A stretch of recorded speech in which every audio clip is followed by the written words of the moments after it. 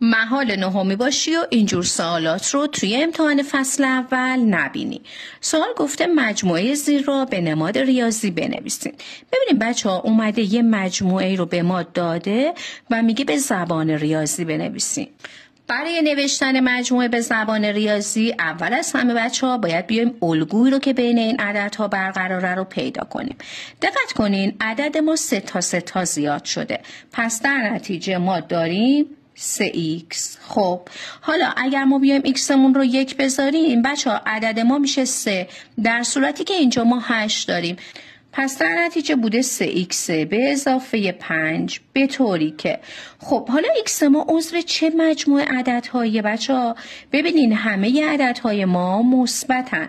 پس در واقع x ما عضو مجموعه عددهای طبیعیه.